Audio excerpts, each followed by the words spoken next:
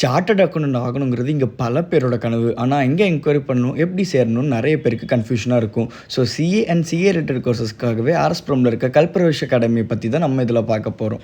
ஏன் இந்த அகாடமியை நீங்கள் சூஸ் பண்ணணும், அதில் உங்களுக்கு என்ன பெனிஃபிட் அப்படின்னு கேட்டிங்கன்னா, ஃபஸ்ட்டு ஹைலைட் பண்ணக்கூடிய பாயிண்ட், இங்கே ஸ்டூடெண்ட் அட்மிட் பண்ணுறதுக்கு முன்னாடி சிஏ கோர்ஸ் பற்றி கம்ப்ளீட் அவேர்னஸ் கொடுத்து உங்களுக்கு சிஏ பண்ணுறதுக்கான இன்ட்ரெஸ்ட் அண்ட் பொட்டன்ஷியல் இருக்கான்னு தெரிஞ்சதுக்கு அப்புறம் தான் அட்மிஷனே போடுவாங்க. செகண்ட் ஹைலைட் பார்த்தீங்கன்னா, இவங்க லிமிட்டடான ஸ்டூடெண்ட்ஸை மட்டும் அட்மிட் பண்ணி பேஷனட்டான ப்ரொஃபஷனல் ஃபேக்கல்ட்டிஸை வச்சு தனித்தனியாக ஸ்டூடெண்ட்ஸுக்கு இண்டிவிஜுவல் அட்டென்ஷன் கொடுக்குறாங்க. இவங்களோட தேர்ட் ஹைலைட் அண்ட் மிகப்பெரிய ஸ்ட்ரென்த் வந்து இவங்களோட ஸ்ட்ராட்டஜிக் டெஸ்ட் பேட்ச். இதில் ஓவராலாக எந்த அகாடமிலையும் இல்லாத அளவுக்கு 60 to 80 டெஸ்ட் கண்டக்ட் பண்ணுறாங்க. அந்த டெஸ்ட் பேப்பர்ஸை டைரெக்டாக ப்ரொஃபஷனல்ஸ் வச்சே கரெக்ட் பண்ணுறாங்க. அண்ட் அதில் கரெக்டான ஃபீட்பேக் கொடுத்து எல்லா ஸ்டூடெண்ட்ஸ்க்கும் 1-to-1 கவுன்சிலிங்கும் கொடுத்து ஸ்டூடெண்ட்ஸோட கான்ஃபிடன்ஸை பூஸ்ட் பண்ணி எக்ஸாம் வரை கொண்டு போயிடுவாங்க. அதனாலே இவங்களோட எல்லா சப்ஜெக்டோட ஸ்கோர்ஸும் பாஸ் பர்சன்டேஜும் அதிகமாகவே இருக்குது. இவங்களோட ஃபோர்த் ஹைலைட் வந்து ரெக்கார்டட் கிளாஸ் சப்போர்ட்.